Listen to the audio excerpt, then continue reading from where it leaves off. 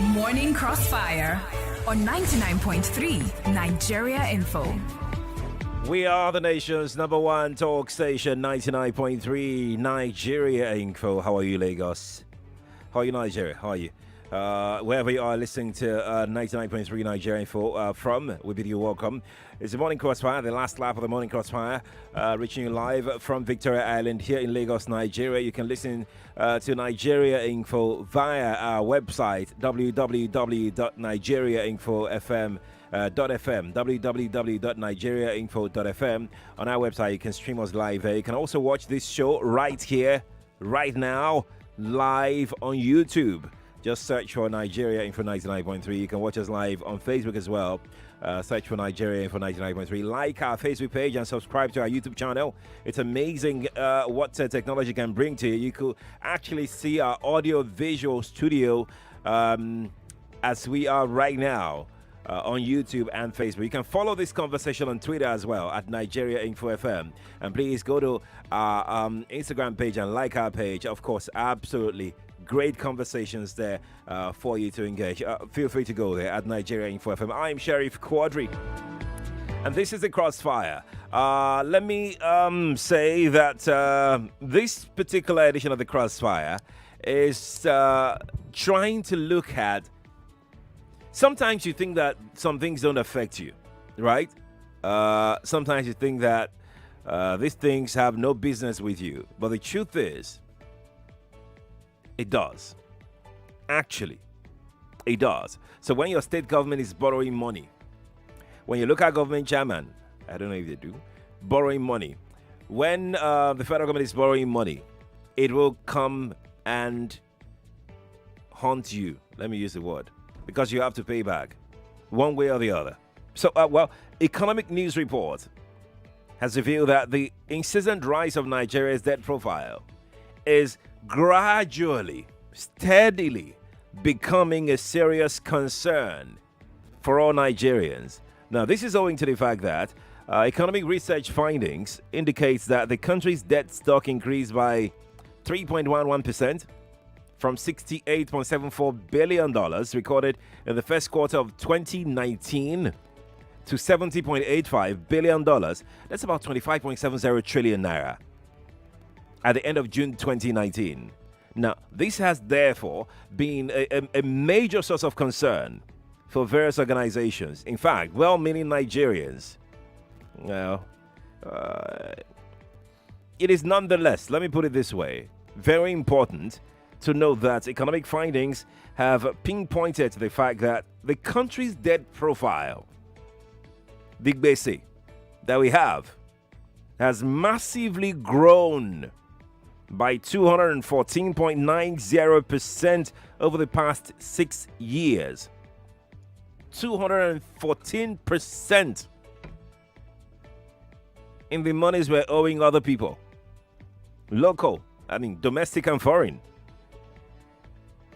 Now, this, to some people, is a major source of concern. Should it be a concern to you as well? That is our focus this morning. Maybe it's not a concern at all. We'll delve into it on the show this morning. So I have Tunji Andrews, our resident business and economic expert in the studio. Tunji, a very lovely morning to you. Good morning, City of Lagos again. Good morning, Sheriff. Yeah. So, Tunji, let's start this way. Are we in trouble? Very great way to start. Trouble is relative. Trouble is relative. So, at the end of my show, I gave an analogy this morning, and I said it would be the basis of what we go through on the show today. So let's briefly imagine that the country Nigeria is a business. Okay. So let's just, for the purpose of this, let's call it Nigeria Holdings Nigeria Limited. Okay. Right. So Nigeria has a CEO, the chief executive officer, which is the executive of the country, which is doing the fiscal policy of the country. I'll explain what fiscal policy is in a bit. Right. Then we have the CFO, who is the CBN, basically organizing monetary policy. Okay. But in every organization, the CEO and the CFO work together. CFO is very important. That's the chief finance officer. Right. But no matter how important the CFO is, the CEO is the person who directs the country, the company, sets targets in terms of sales, Right. revenue, and Right. everything. The CFO just manages what the CEO brings, right? Now, in terms of when a company goes into crisis, it's one of two things you do when you go into crisis. You either increase revenue, Right. or you shrink your expenses to meet what you have in your hand. Okay. What we've done in Nigeria is that over the number of years, and this is not particularly this government, I'm talking about several governments, is that the CEO has continuously focused on making the company staff happy as against managing the resources At whatever cost. Exactly. So it's a case of, you guys need a coffee machine, you get a Take. coffee machine. You guys need a staff boss, Yeah, take. take staff boss. You guys need a water fountain, take a water fountain.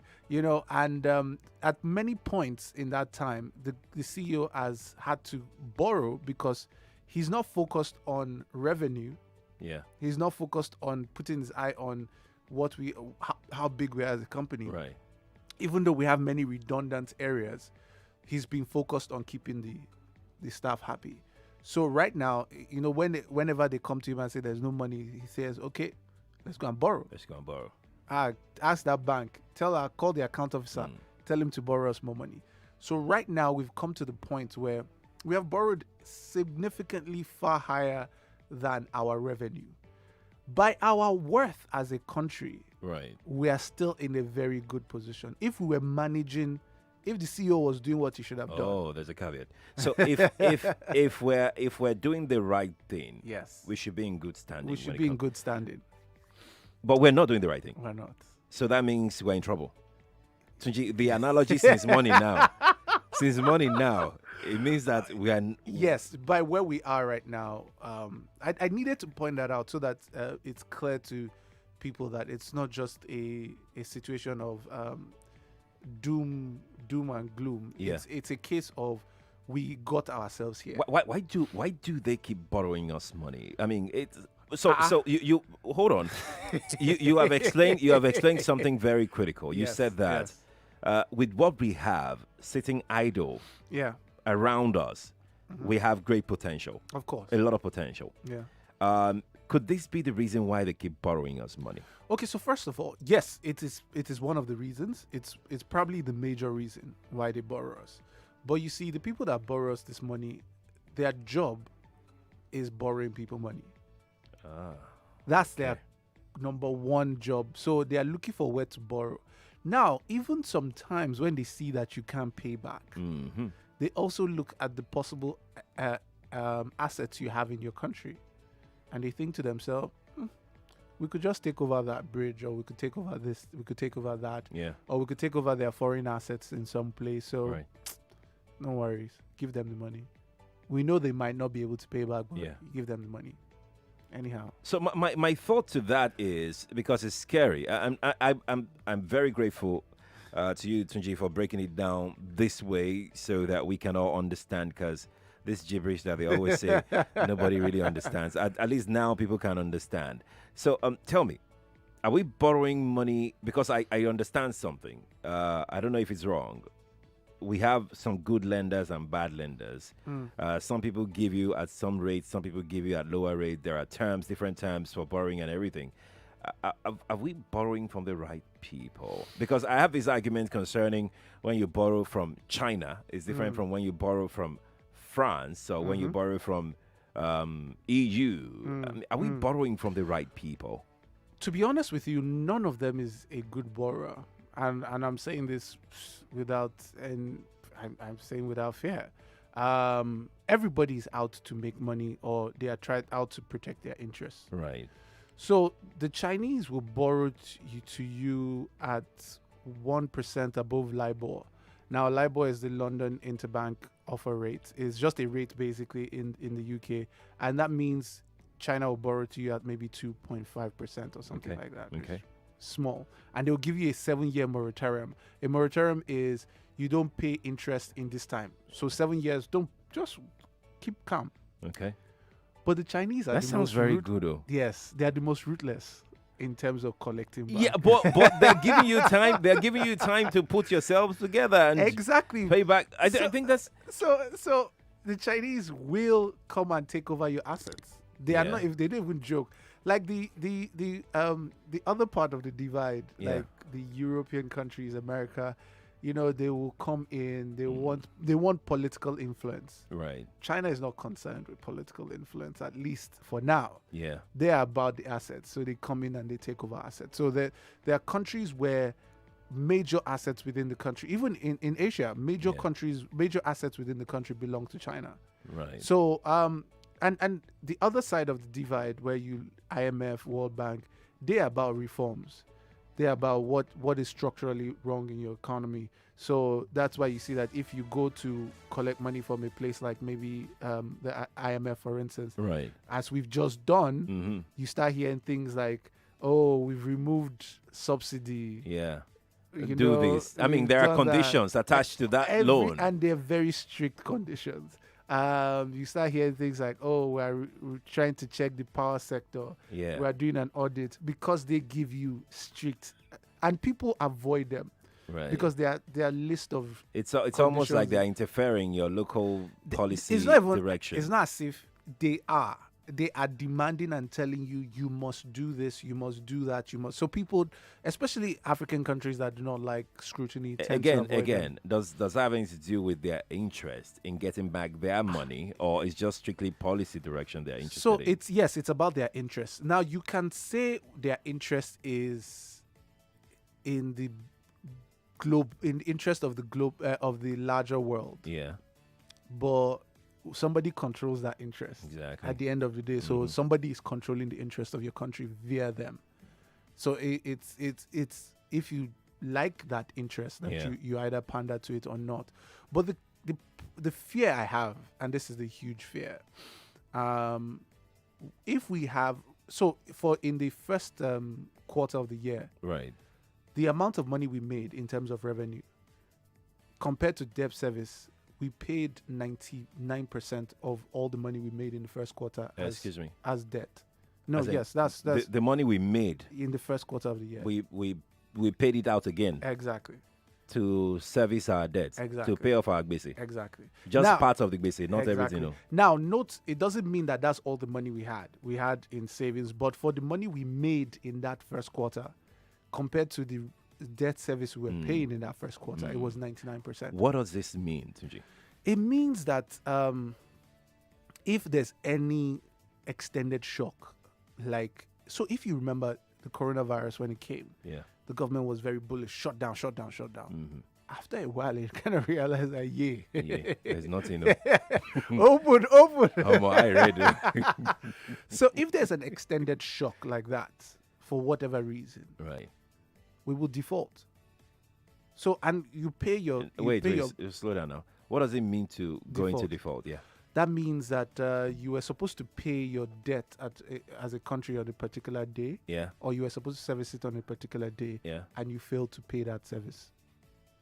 And that affects me, you. Oh, how? It affects everybody. So one of the first things it does is that, first of all, it sounds an alarm to the rest of the world that you have defaulted. And what it means is that every other person that might want to borrow you money now knows, and they will now. So it's almost like credit rating. Exactly. I was going there, right? So pricing debt is priced. So you hear me say China is 2.5%. Yeah. This one is. Some people charge you up to. So our Eurobond, I think our Eurobond was about 7%. The 1 billion Eurobond. Yeah. And everybody was like, yo, our Eurobond was oversubscribed. People were punching the air.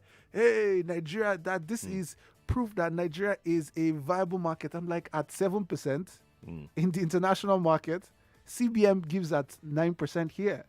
If they give you any loan at 7% on the international market, you understand that they don't trust you. That's just it. They don't trust you. Right. It's for them to give you as high as 7%. 7% is very high in terms of international market. So If you default, your rate goes higher. And your debt service goes higher. Everything just generally goes higher, and it makes it more difficult. So you that way, you're already in trouble. Right. It means that paying back is now a more difficult scenario for you. It's interesting because we have tried to break this down to the simplest form. But if you still have questions as to what debt means, what paying back means, how it affects you, please feel free to join the conversation. You are the third guest discussant on the show this morning. 0700 993 993 993. Tunji, I'm not going to call that number again because I need to ask you a question very quickly before we get to the phone lines. The lines are buzzing already. So here is what I want us to talk about, right?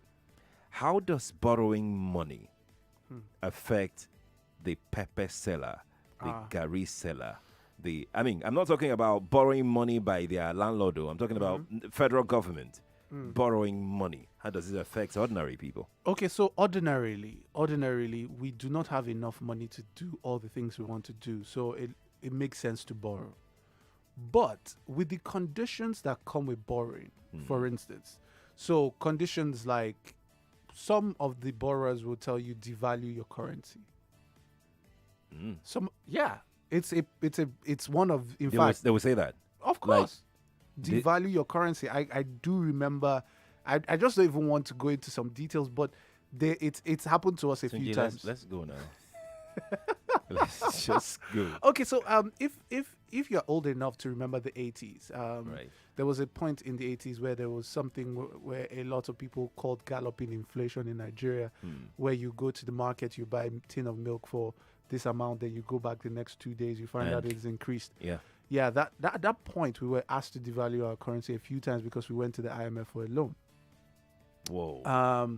The IMF is a standard requirement. And it just means destroying your currency for the benefit of, I don't know. No, it's not for the benefit. It's to take it to the point where they believe it should be. They believe. They have their own understanding as to what your currency should be. So if they come in and they give you the money, they say, okay, take it to this particular point. You know what? Tunji, I think we should take, somebody is waiting for us on the line. Okay, let's go. Let's see if we have, if we can speak with that person. Right. Yeah. Okay. Hello, good morning. Good morning. This is Kasmi Okolegwe. Kasmi. From Ikorodu. Welcome. Yeah, I want to ask, what will Nigeria do so that it will lift out of this debt crisis? Because the borrowing is high, but Nigeria has so many resources that it could tap on to make profits. Right. I don't know. They are not touching those areas. What can Nigeria do now? All right, Kashmir. Thank you. Thank you for calling. Appreciate it. Tunji, so what can we do? That's why I started with the analogy of the CEO and the CFO from the beginning. Right. First of all, you have to cut your coat according to your size, and then you have to drop cost of governance seriously. Governance is expensive in Nigeria. Then you have to move to trying to raise more money from the assets you already have. We have too many assets we're not using, and it's just crazy.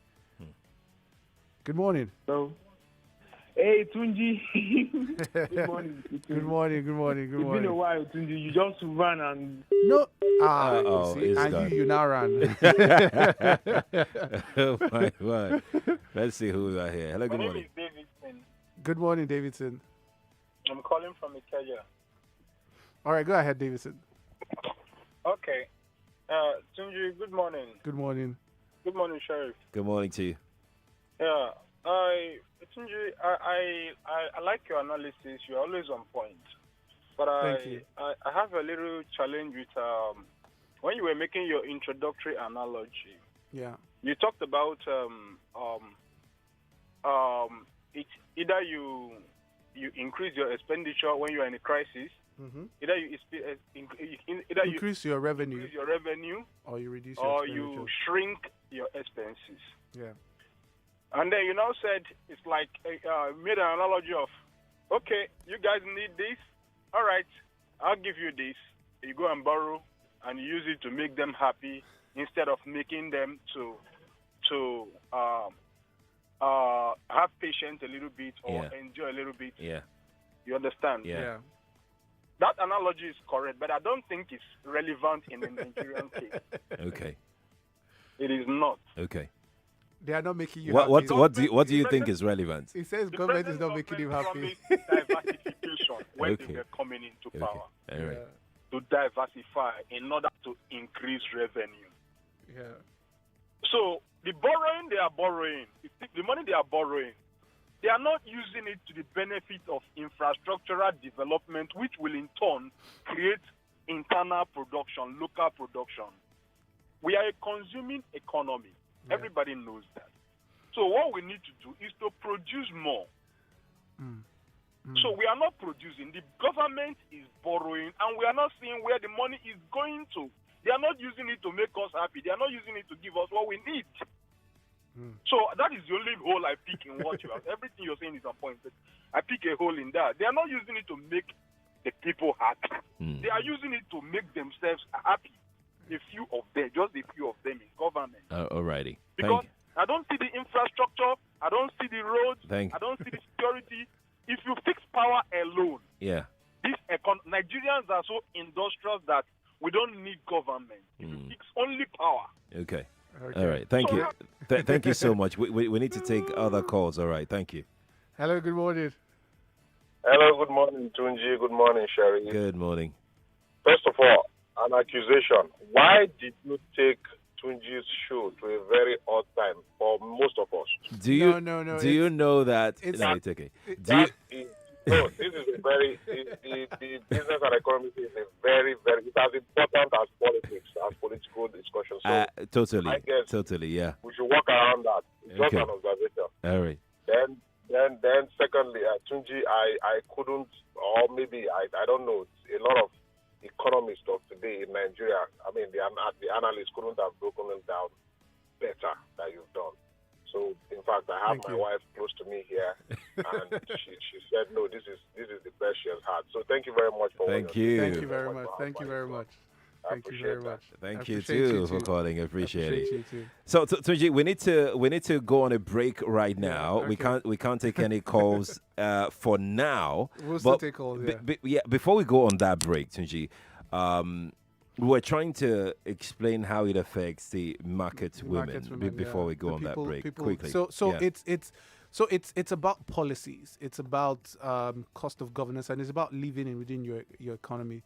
So a lot of the time, the borrowers always have it's around the conditions, and it's also around the tenure of paying it back. So that $1 billion euro bond we collected for 7%. Right. It's a 15-year euro bond. Meaning, get what I mean? Yeah. By 2010, we will still be paying it. Yeah. By 2010, we'll still be paying it. The government that took it would have been long gone. Right. And whatever situation Nigeria is in at that particular point, we will still have to be paying that money. Right. Irrespective of everything, and at that point, it might come in at the cost of schools, hospitals, several things. And then it's even the worst part is that sometimes these lenders have what they want to give you the money for. So, irrespective of what you need, you must use the money for what they gave you for. No. I don't agree. So they will tell you, because I've heard this argument over and over again, that they will tell you what they want you to use the money for. Is it not? Did they force you to come and collect it? Hey, see what I allow. They said. Well, are you not the one paying back? Hey, now. Why would they be telling you how to spend the money that you are going to pay back? That's the thing about every lender. Every lender has their own desire on what to give money out for. There are some people that only give money for agriculture. There are some people that give money out for only infrastructure. Right. For instance, like China, most of China's loans are resource for infrastructure. So no matter what you do, China will only come and give you infrastructure. Mind you, they won't give you the money. They will come into your country and build it for you. So that brings me to the question I asked earlier: good lenders and bad lenders. Lenders. Like they make sure that whatever they're giving you the money for is done. Yeah. does that make them bad lenders? I mean, yeah. Also, China would have ordinarily been a good person because they, you see that, they do the infrastructure. But across Africa, we've also seen problems. Right. The infrastructure. Where they've taken over. Not even taking assets. over. The people have said it's subpar assets. So, for instance, China just scrapped all their old trains, and they now have bullet trains in China everywhere. Yeah. You want to compare the trains they are setting up for us with the ones they have in China? No, I mean, who asked for them? Uh-huh. Who asked for that kind of train? You see what I mean? No. Wait now. Did we ask for bullet trains and we didn't get it? Well, where's the power to power bullet train? We don't even have. What we even have is a monorail. They said it's standard gauge monorail. Like, ask what they're using in China. But we can't compare ourselves to China. We'll come back. Let's go to break. Let's go to break. We need to go to break and take to the news update, and we're back here. Stay here on the Morning Crossfire. We're trying as much as possible to break these economic jargons down so you can understand the situation that we're in as a country. Stay here. It's Nigeria Info. More conversation, more talk, more right after this.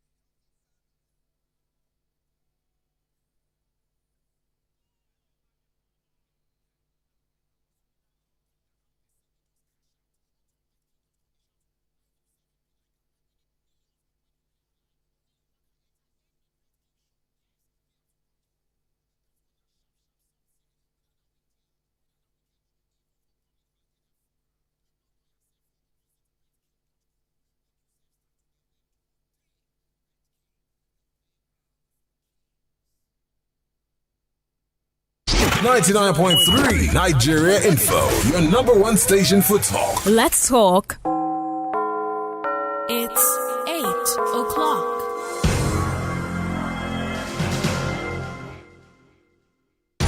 The news update on 99.3 Nigeria Info.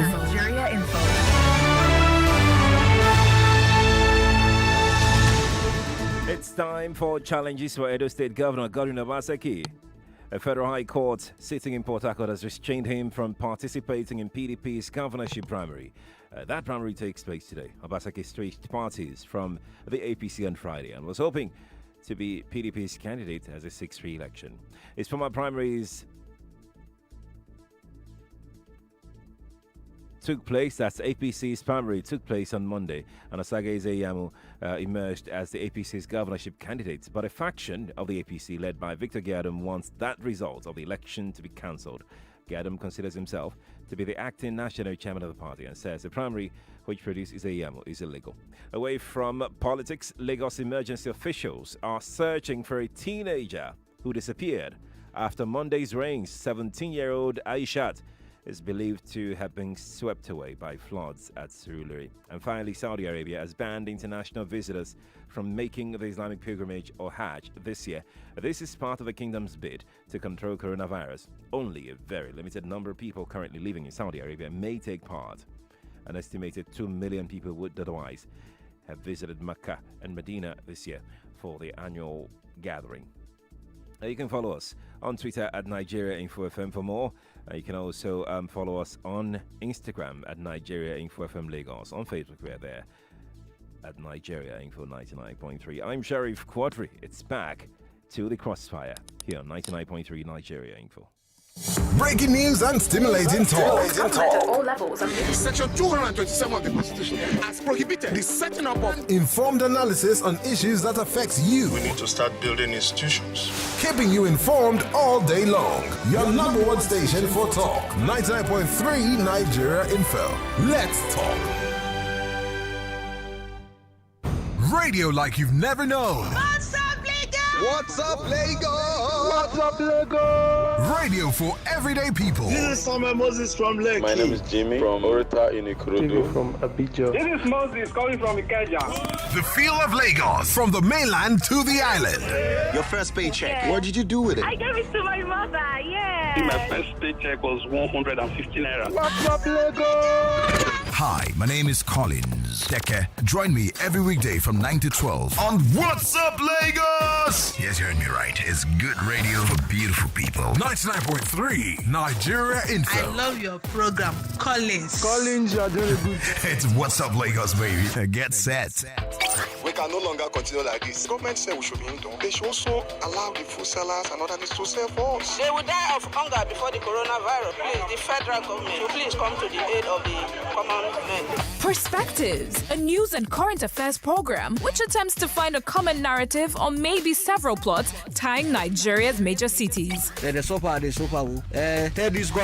they help these people. The fuel too cost for us. They buy fuel 300 and a per liter. Every week, our team of correspondents delve into the heart of the story behind the scenes, right here on 99.3 Nigeria Info. Let's talk. This is Morning Crossfire on 99.3 Nigeria Info. 99.3 Nigeria Info, and this is the Morning Crossfire. Lagos, welcome. It's good to know that you're there. We have been talking about why Nigeria may be plunged into debt crisis soon. That is the crux of our conversation this morning on the Morning Crossfire. I'm Sheriff Quadry. You can watch us live right now on Facebook. That's facebook.com/Nigeria Info FM. You can do same on YouTube because we're live on YouTube as well. You can see Tunji and myself on YouTube and Facebook. YouTube is Nigeria Info 99.3. You can watch live and drop your comments there just in the comment section of the video feed that you're watching right now. You can also stream the audio live from our website, www.nigeriainfo.fm. That is www.nigeriainfo.fm. You can tweet me at NigeriaInfoFM on Twitter. Let's know what you think about our debt crisis. It'd be so amazing to hear from you. Feel free to also send us WhatsApp messages as well, because we'd like to bring you in this conversation. If you are an economist or a business person, you can also share your thoughts as well on how you feel that this has affected you. I am Sheriff Quadry. Tunji Andrews is here with me in the studio. Tunji, welcome back to the show. Thank you for having me. Good morning again, City of Lagos. Fantastic. Our lines are buzzing. It's like everybody wants to get. What do you say? Let's go to the phone lines. Let's go to the phone lines because we'd like to hear more from the people and get to know what they think about what we are discussing this morning. It'll be nice to hear and listen to people's perspective when it comes to borrowing in this country. Good morning, guys. So I think mine is just a question because at the beginning of the show you said about 214% increase in our debt. So is there anybody responsible for disallowing any further borrowing of debt? Okay, like somebody should have stopped us from borrowing. Maybe like an auditor or somebody. No, the National Assembly. Say, okay, so but why are they not doing this? Because I think I was listening to your show yesterday. Yeah. You said about $79 billion, dollars is what Nigeria is owing currently or thereabout. That's huge. It is. We should wake up in our country seriously because this is not child's play. Right now it's about 33 trillion naira, right, Tunji? It's actually 84 billion now. Not. Oh wow. Yeah. Wow. We will survive. Thank you very much. Thank you too for calling. Appreciate it. We appreciate that. All right. Thank you for calling. Let's see if we can speak with another caller. Okay. Let's see. Hello. Good morning. Yes. Hello. Good morning, Sheriff. Good morning. Good morning. It's Francis. Francis. Good morning. Yes, Mr. Tuji, I really love your analogy. I really love it.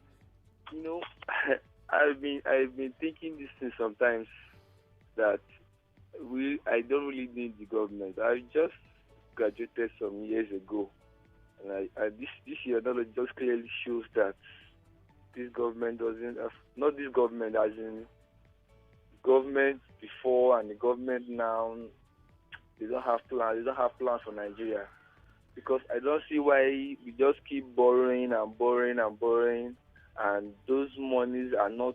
There are no signs of the input of those monies into the economy. And we keep saying we're trying to sustain the economy, we're trying to improve the economy in this way and that way. Keep billing the citizens of Nigeria, and there's nothing. And we have everything to make this economy grow even without borrowing. The point is, you have already said it, we just need to improve our production. But where are the companies? Where are the industries? Our transportation, Adibin is working. The little industries that we have, at least, even some of the small businesses, the SMEs, we have easy route of getting their goods from their industries, or maybe from their farms, or their point of production, the market. Thank you. Thank you, Francis. Appreciate it. We really do appreciate it. Tunji, quickly, before we take another call, let's delve into more areas that are very important for us to touch on before we go and take. I have loads of messages here for you, Tunji. But my question is, it's being said over and over again. You mentioned it this morning. There is actually nothing wrong with borrowing. My question is there something wrong with our style of borrowing? Do we have a problem? I think so. For many reasons. For one, the first reason is the issue of transparency and not being able to specifically tie borrowing to, at least for the public, specifically tie each borrowing to a particular project. Okay. Which of course would have made the Chinese option the very best, because it's project specific. It's targeted at, we're borrowing you at this amount, we're going to use it to do a monorail. So boom. That's done. That's sorted. Yeah. But you know that the monorail will be seen. It'll be there. You will see it. You will see it. Yes. So for me, that is one of the things that I think is most problematic with our borrowing. But also, I also believe that Nigeria hasn't gotten the best negotiators in terms of getting our loans. And I'll explain this. So I follow a bit of Asian finance and a little bit of Asian politics. Okay. So there is something called the Beijing Africa Conference. Yeah. Where China meets with Africa. Now, in that conference, most of the time, Beijing or China will come out and say, we have put down 20 billion for Africa. Yeah. In terms of, so anybody that needs a loan should come and collect it. What happens is that everybody now goes with their own small spreadsheet and says, we want this loan. Every single African country gets the same deal. Okay. Every single African country gets the same deal. And I mean the same tenure, the same interest rates, the same deal. Yeah.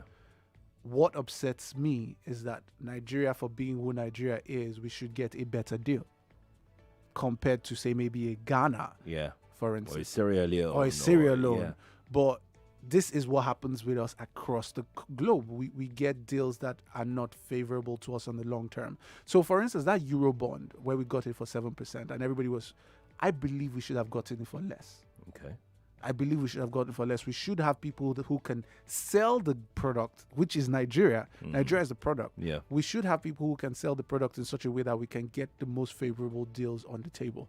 But we do not have those. I don't think, maybe we have them and they are not the ones doing the deals, but we're not getting the very best deals. Maybe it's us because of what you mentioned earlier about our credit rating. Maybe we're practically just begging and pleading for us to just. So yes, that is the truth. That is the truth. But you see, in the finance world, unfortunately, in the finance world, and this, I need to say this clearly, the relationships are more important than technical know-how. Okay.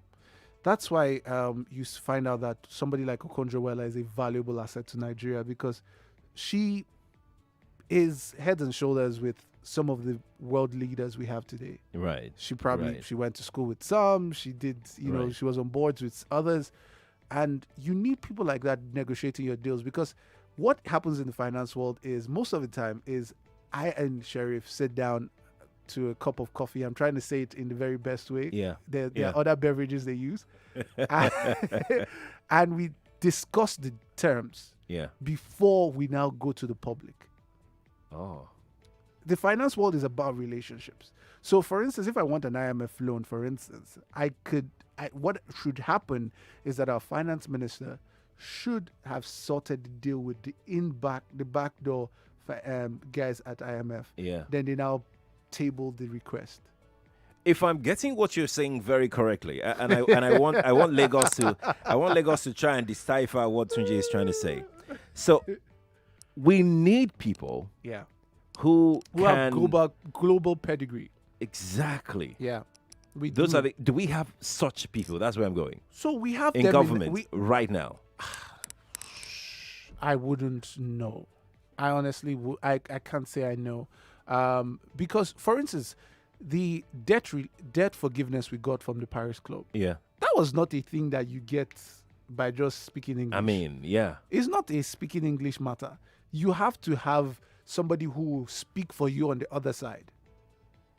You get. So you have to have deep relationships. We need our very best hands. And when I mean our very best hands, we have people like Femi Additional, I say Femi Additional, our AFDB, Akeome Adesina. Akeome Additional, Yeah. for instance. We have people like Okonjo-Iweala, for instance. Those are people with global pedigree. And we have many of them scattered across the globe, Right. working in Goldman Sachs, working everywhere. Those are the people that will go. For instance, when we are going on when we want to sell a Euro bond, what we do is we do a roadshow. Yeah. A roadshow is basically you go to meet all these finance houses and you do a presentation to them. The truth about it is that those presentations, they send their junior analysts to come and listen. Yeah, because there's practically nobody that they're looking for The to meet. real cocoa negotiation happens behind the doors, where you would have called the head of Goldman Sachs and say, Baba, we need money. We can only pay 3%. It's like, how now? It's like, man, that's what we have.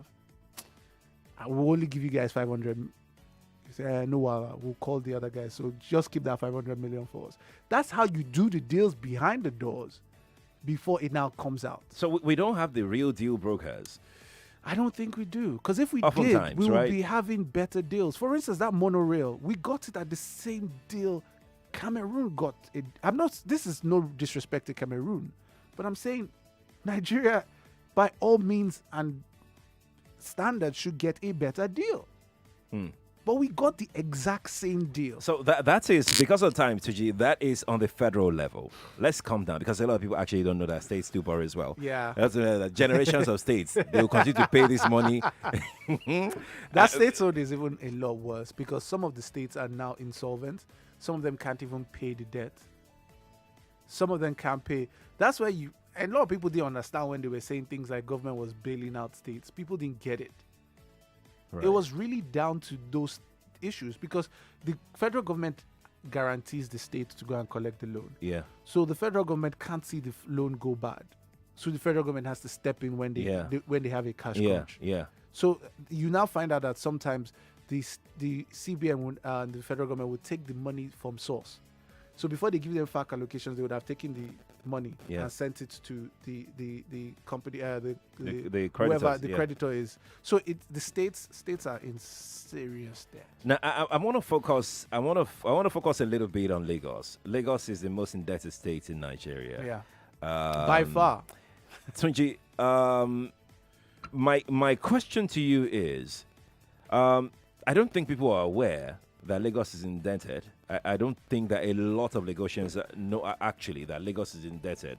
And this is huge. Tunji, you're smiling. My question is, don't go anywhere.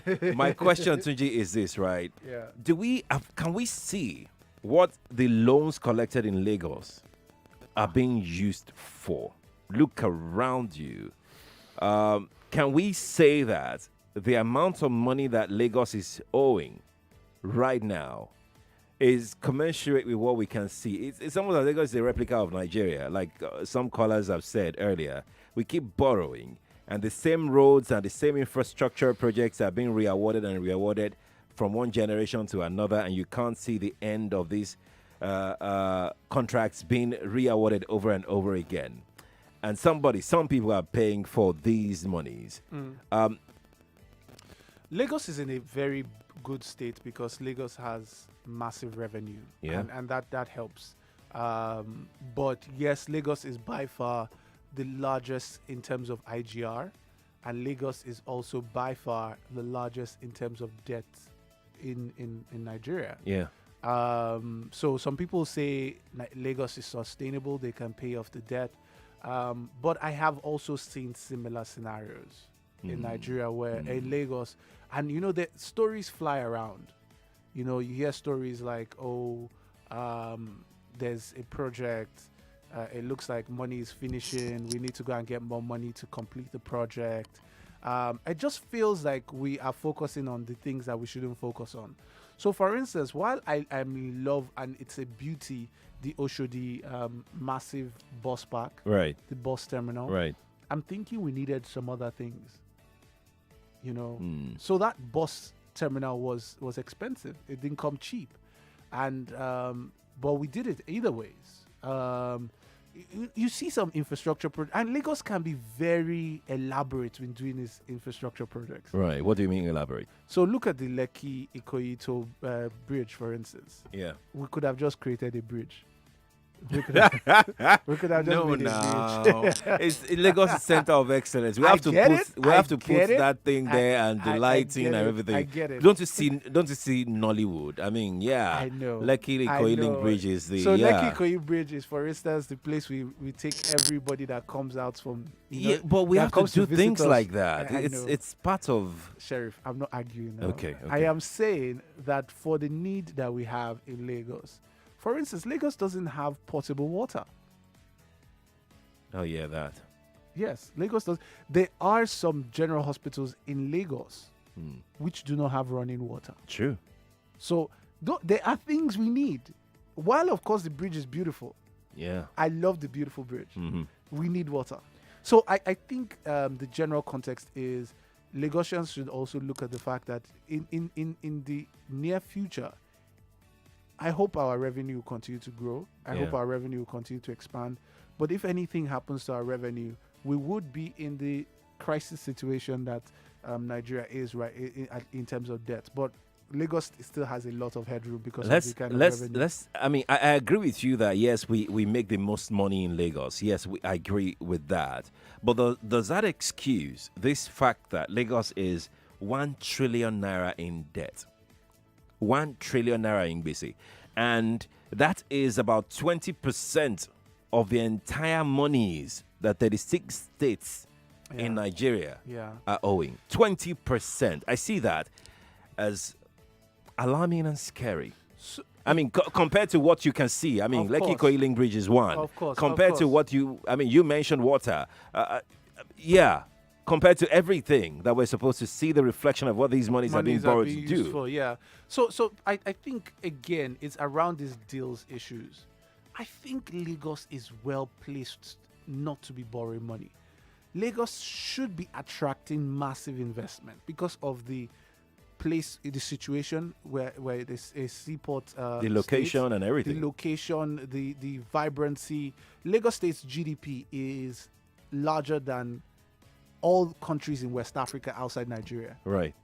So by standard and the IGR, Lagos is a money-making machine. Lagos should be able to attract massive investment. But again, like I keep saying, I'm not sure we have the right people pushing those investments. I'm not sure we do, because if we did, we should be attracting money from Arab money, for instance. Yeah. We should be attracting Arab money to Lagos, who should be the ones doing those things. But I think in Nigeria, government likes to be the father of all. Yeah. So if we're not the ones spending the money and doing it, I think they feel, maybe they feel less less human. Can we ever get to that point where we'll be plunging into debt crisis? Yes, so we're not very far. We're not very far. You're too fast to say that. Well, no, I'm serious because look, okay, I just told you the first quarter of 2020. Yeah. We paid 99% of our revenue in debt service. Okay, so that's scary, actually. You get, we're not very far. It's just, it's a case of every time oil goes back to $40 per barrel, everybody breathes a sigh of relief and we move on.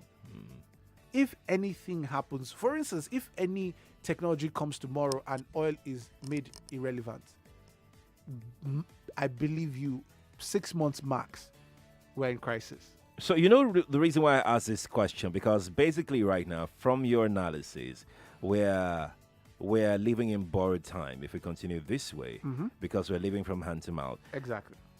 What does it mean to be in debt crisis to an average Nigerian? What does it mean exactly? How does it affect? Okay. What does it mean to them? Okay, so it's a situation by so if you I want any Nigerian to study Venezuela. Venezuela is very similar, at least in Nigeria, in terms of their revenue. Right. The economy. The economy is oil dependent, and they make a lot more oil than us. So don't even get it twisted. True. But what they've also done, pretty much like Nigeria's CEO, as in the executive, over the number of years, is that they've also been doing, making the people comfortable. Right. And a caller said it's not the people. Whether it is a small set of the people or whether it is the large number of people, it's still the people. The people are the people. Mm-hmm. So they also did that. But Venezuela got to the point where, because of shocks to the economy, bread, no more bread, though. Bread became scarce.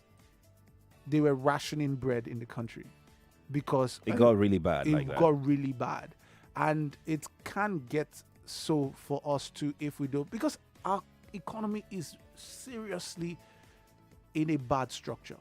And I was explaining something to somebody recently. There are places you go in the world that you get mango any time of the year. We have mango season. We're not in guava season, by the way. We're in guava season. We're in guava season. It just came.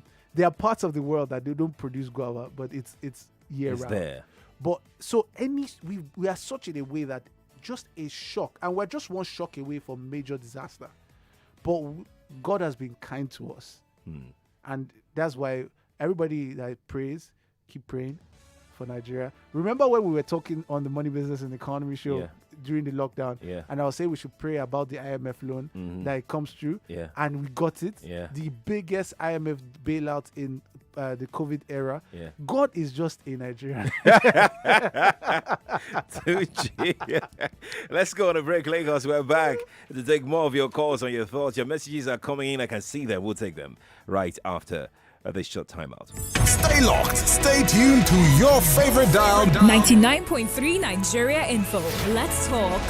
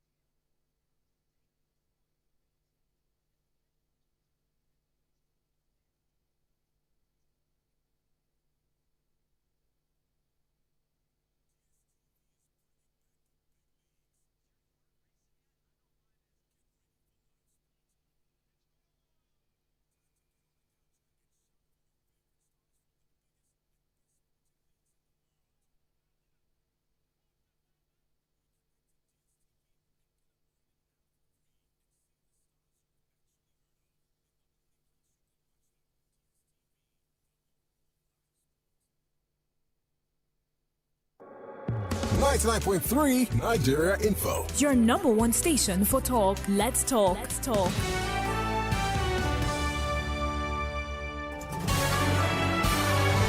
This is Morning Crossfire on 99.3 Nigeria Info. It is the Morning Crossfire 99.3 Nigeria Info. This morning we are trying to explain why Nigeria may be plunged into debt crisis soon. You heard what Tunji has said thus far this morning, quite enlightening. And and we're not even close to where we're going yet. We're just hoping that time will be enough to cover all of the areas that we plan to cover. Tunji, again, thank you for sticking around on the Morning Crossfire. Yeah, thank you for having me. So we'll go to the phone lines in a moment. We'll take your thoughts in a moment. But let's do justice to some things that we have here first. Then we would take your thought in. And Tunji is here all morning. No, sorry, till 9. To answer all your questions. Right. So Tunji, before we go and bring in Lagos, I read somewhere that Nigeria, one of our biggest problems in terms of debt is that we don't go for debt for concessionary funders, instead, we decide always to go for commercial debt. I'm wondering, what's the difference between the two, actually? So the difference between the two is that commercial debt is really about interest. So I collect money from you at a particular interest. You are not asking me questions much. You might, have your own interest to put you in might there. check, but you really have no say in how you spend the money. As long as you pay me back, it's all fine. Concessionary loans come from developmental agencies. They are always more. They are more about developing your economy, or at least developing the world together. Okay. Rather than giving you money. So we don't like that. That's why we yeah, don't because it approach comes with a lot of conditions. It comes with many conditions, and I'll explain some. Are those conditions bad? No. It depends on what side of the table you are sitting at. Okay, let's break it. So, for instance, a lot of the world believe that Nigeria's currency is overvalued. There are analysis that shows that Nigeria's currency should be about 550 naira to the dollar. The naira? Yes. There's analysis, and they publish it regularly. So, for instance, a concessionary lender might tell you devalue to 550 naira. And you are saying, no, we believe that if we just devalue to 390, we'll be fine. And the guy's like, no, 550. What do you do? How would that affect the common man? Of course. Once dollar goes up, everything goes up. So people will become poorer. Of course, people become, and it plunges people straight into poverty because almost everything we have in the country is bought with dollars. And I'm talking about healthcare, schools, transportation, PMS, everything basically. So it makes, and most people don't realize it. They say, it will not affect the common man. It's in fact, it touches them the most. So when you hear devalue the naira, people get poorer. Of course, that's immediately what it means. When we went from 199 to 360, everybody's salary was by real value halved. Oh. So what you could effectively buy with your salary became by half. If you've not noticed it already, I'm surprised, because everybody should have noticed it. Because if you look, I tell people this analogy. I used to, before the devaluation to 360, I would go to the supermarket and I'll be going from aisle to aisle and thinking, what does this do? I'll you just in my speak, basket. whether you need it or not. What's this? And by the time I get to the teller, don't laugh at it. I'll be paying like maybe 33K or something, and this is like shopping for the entire month. I'll be like 33K, and I'll be like, how? So you should go back. You want to go back? After the devaluation, I was avoiding aisles. I've said this thing many times. I was avoiding aisles, and I'll be seeing like, I'll get there and the person will say 80-something thousand. I'll be like, what did I buy? I mean, there was even one funny experience. So it was very hilarious. I had to tell them, remove half. Remove it too. I don't understand what's going on here because I think I the bill was like maybe 130 something. I was like, for groceries from God this card. forbid. God forbid. So yeah, that is what it does in real terms, and people may not see it, but it creeps up on you because it doesn't go from 50 naira to 300 naira immediately. Right. It just shifts gradually, and because we don't go with the list we used to buy last month every day to the market, we don't see the increase, but there is a consistent increase. Invariably, yeah, us borrowing every now and again puts our people more deeper and deeper into poverty. Because, it's always important to put the caveat there. Yeah. If you don't use the money well. Because borrowed money should go directly into making the lives of the people better. Directly. So, for instance, the U.S. is the biggest debtor in the world. True. But you can't see it. If you go to the US, you will see it on the people. Do you get? You might not see it in their income, but you can see it in things like healthcare. You can see it in things like transportation, infrastructure, lights, water. You can see it in all those things. You must see it in the lives of the people. If you do not see it, then there's a problem. And that's what the real issue is. Okay, let's go to the phone lines. 0700 993 993 993. That is the phone line we're working with this morning. Here. Morning, sir. Good morning. Thank God you picked my call. They go on the line. It's good to have you. Yes, Mr. Tunji Ahelo. Good morning. I hail back. Yeah, I just posted on Facebook that you are the best financial analyst I've ever listened to because you break it down to the layman's level. Thank you very much. Yeah, so it made me get interest in financial stuff. I used to just take my ears off it. With their jargon, Sabi. even me too. Yes, but with Tunji handling it, I always find interest in listening. Yeah. My question basically, is that this dollar thing affects us so badly in Africa, Nigeria, and many other countries. What are we really not doing to make sure this dollar price does not affect us? In Nigeria, particularly. So, because it really baffles me when they say dollar has gone up and it affects everything that is happening in Nigeria. What are we not doing, and what do we really need to do to change this? All right. Thank you very much. We'll answer that. Thank you very much. Let's take another call and we'll answer together. Good morning. Hello. My name is Richard, calling from Budijari. Welcome, Richard.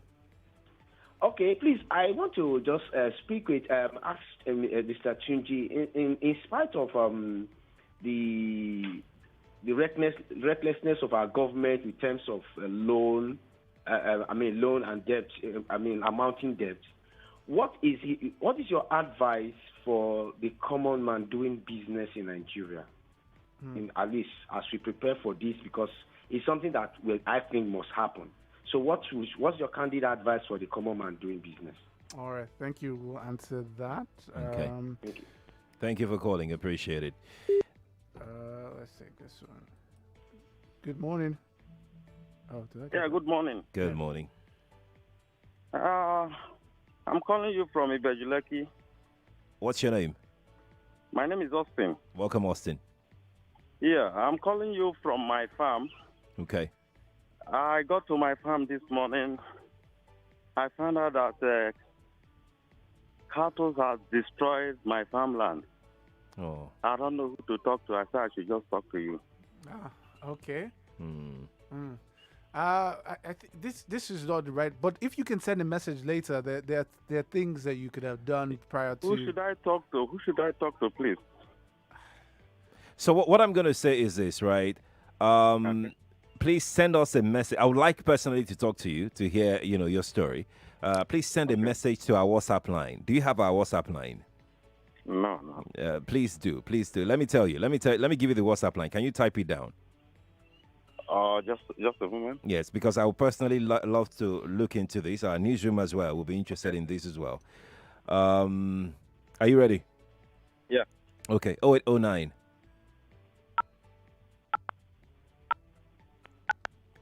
597 5805.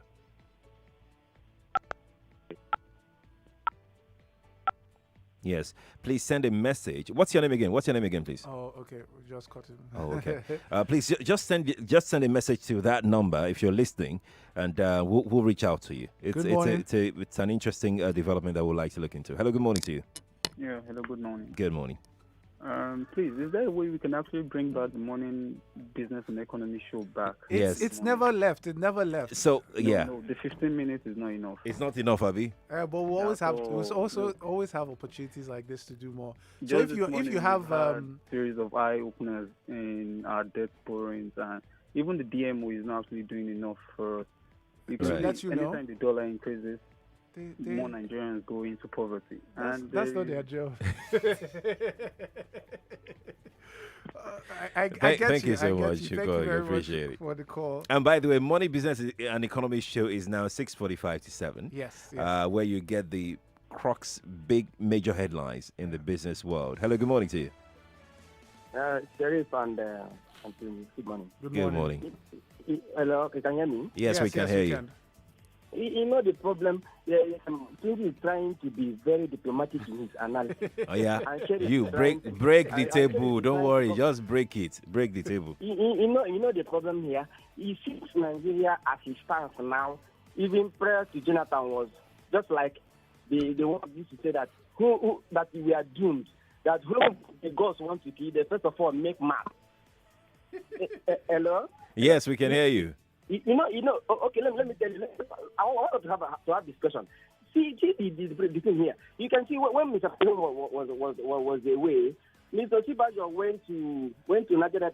He did about 2 or 3 things. He told the guys there were then. Yeah. He told them that those illegal refineries, they will be made once the president is back. They will be made to come in a cooperative and whatever. No, it's and giving a soft land for them to be refining and be monitored to be made legal. Yeah, they spoke about modular refinery. Yes, you're right. Are you there? Okay, I think we lost him. Well. Do we take more? No. Let's. We have. Have you? Hello. Oh yeah. Sorry. You are a lucky guy. Good morning to you. If I don't shy, you will cut me off. It's okay. We're not cutting you off because we actually have to take other messages from WhatsApp and Facebook. Yeah. You are good lucky. morning to you. I my hand mistakenly pressed it. Beans and maize now, and the maize was planted in my soil here in Lagos. Yeah. The reason we are having problem is because we that we are educated or professor, we have not sit down and decide who is going to rule us in Nigeria. In conclusion, the country is coming down, going down. Some people, they are going up.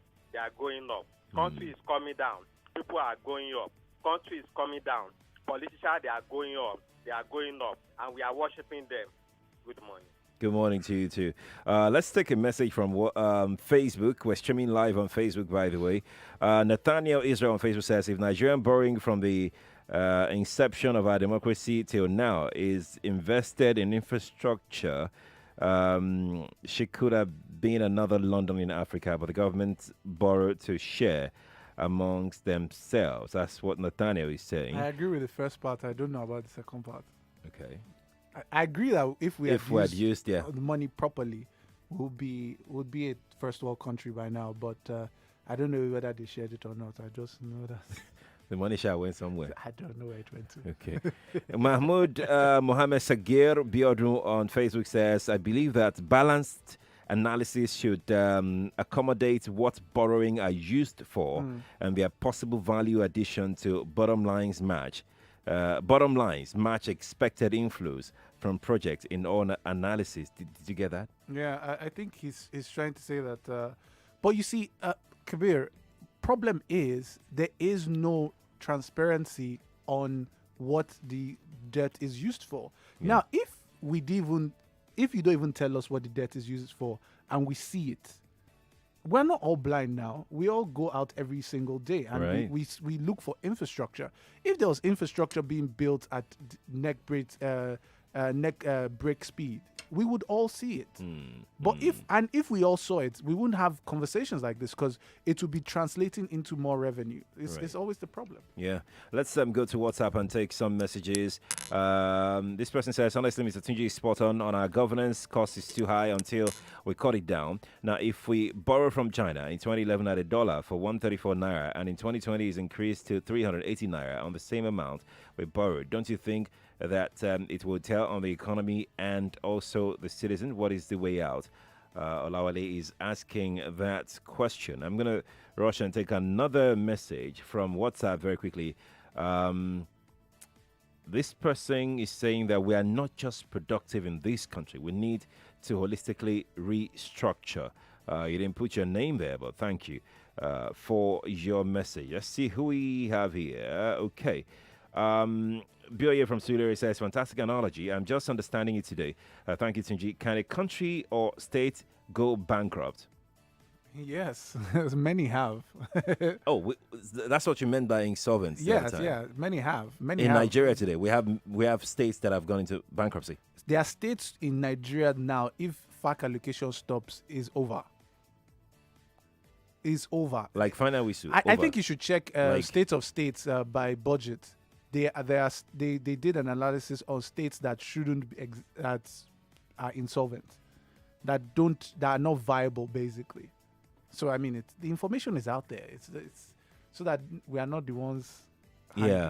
Trying to sound in such a way that you'll be accused of being a PDP member.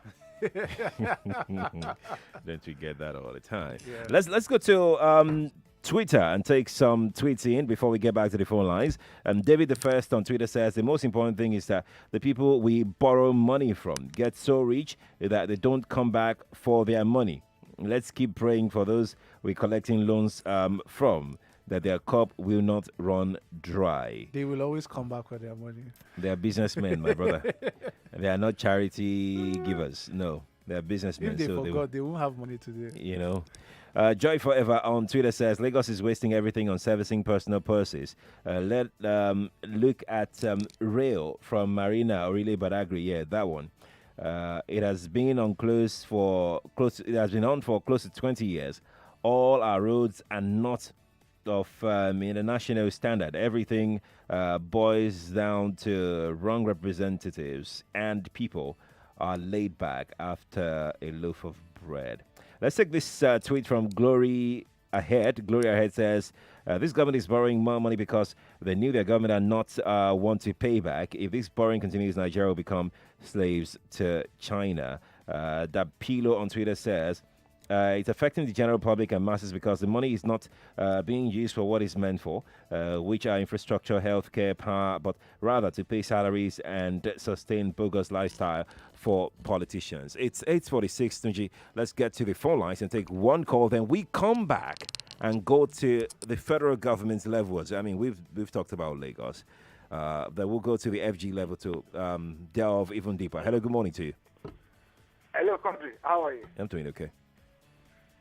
Hello? Yeah, we can hear you. Oh, Sheriff, thank you. Tunji Anders, good morning. Good morning, sir. Very good, sir. City of Lagos is complaining. 15 minutes is not justice. That's the truth. Yeah. It's for the best, sir. Yeah. You have to fill up on the line. Okay. I am happy with this topic, and truly and honestly, I think this is the kind of topic we should be bringing all this up because it affects the welfare and the standard of living of the people. Right. I won't waste much time because TJ has really pointed on some of these factors. But now, the major dollar earner for Nigeria is crude oil. We're going to drill crude oil here, take it outside Nigeria, even though we don't even know the exact quantity we are taking out, get some money in dollars, and at the end of the day, take that money back to buy finished products. Plus or minus, we have gained nothing.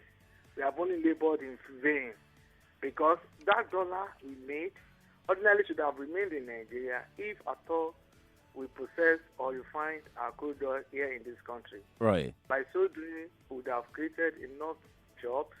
We would have created so many things. That's number one. Number two, the issue of mistrust.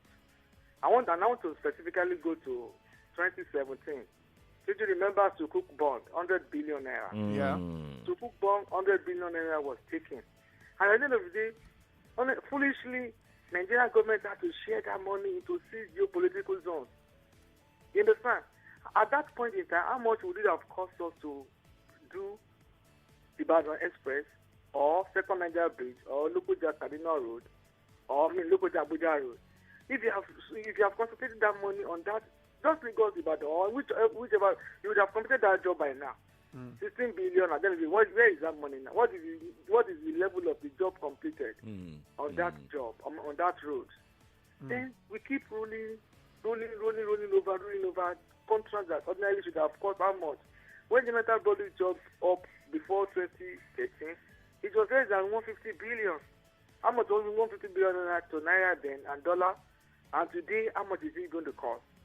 So for me, I see leadership disaster, and the people we have the greatest problem. And I like what you did this morning to one Igwe. We tried to educate, talking about the education is the major problem we have in this country. Yeah. I tried. Major problem with education. The youth, no education. Even the professors, the doctors, the lawyers. Right. We have disastrous education because I'm not even thinking well. And lack of thinking is the beginning of great losses. You understand? Yeah. Because if at all somebody is doing something wrong and you are saying it, this thing you are doing is wrong. You went to school, I went to school. This thing is not justifiable. Thank you. Thank you so much. Thank you. We appreciate it. Let's see if we get another call in. Let's see. Hello, good morning to you. Good morning, Sheriff, once again. Good morning. And Tunji. Good morning. Yeah.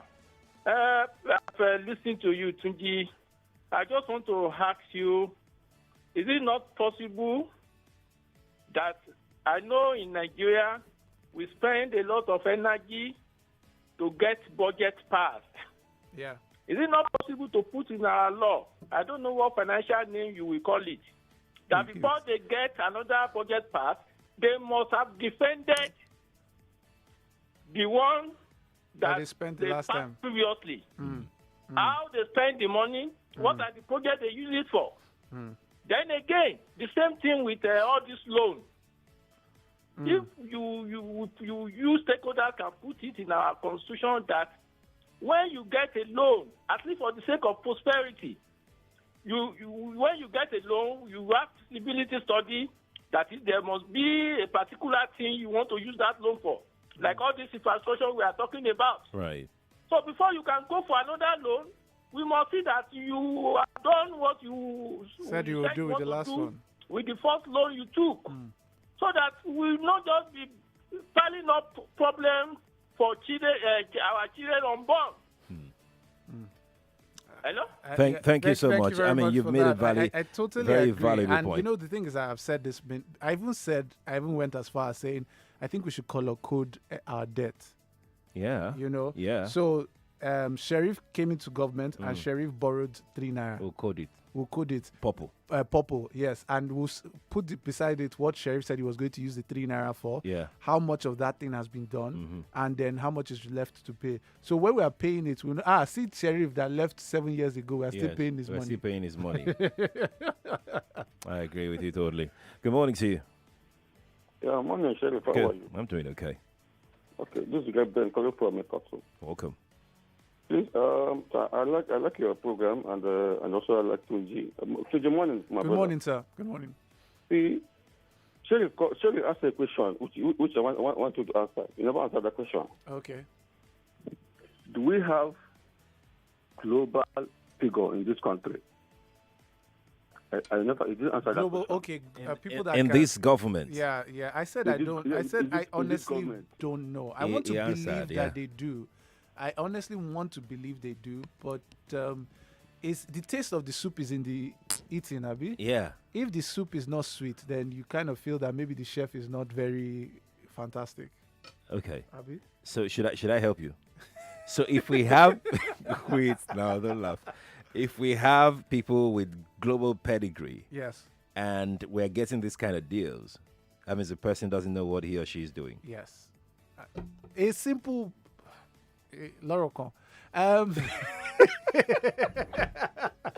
Somebody asked the question that how can we avoid dollar shocks on country? Yeah. And the simple thing is stop import substitution. We need to start producing what we buy from outside the country. The more we produce those things that we buy from outside, the less dependent we'll be on the dollar. I mean, let me follow it up with this question, Tunji. Let me see, what page is this at? Okay. So the question goes this way. And I think it's very imperative that we look at it from that angle. I know, like you said, U.S. is the biggest debtor in the world, but you could see what they've used the monies that they've been borrowing for. We have borrowed quite a lot. In your analysis earlier, 96% of what we made in the first quarter, we used 99%. We used it to pay debt. My question is it possible to not have an increase in our debt profile, at least for some time, for some reasonable amount of time? We have had to borrow back to back in the last 5 years. I don't think it's possible. For the last, as far as I can remember following the budget, we've always had a deficit budget. What a deficit budget means is that you budget to spend 10 naira, and out of that 10 naira, you have income of 5 naira, and then you borrow the remaining 5 naira. So that 5 naira that you went to borrow is the deficit. For as long as we can remember, we've always had a deficit in our budget. So so if we say we don't want to borrow, that means our next year's budget will be like 3 trillion. So is it impossible not to want to borrow? It's not impossible, but then it takes some very serious planning from the government. And it also takes a bit of a buy-in from the people, because there are some things we will not be able to do in that year. Yeah. And the people will have to understand. Yeah. But you need, and you see, that's why. What does it take to get there? You need somebody you need a person at the top that the people can trust.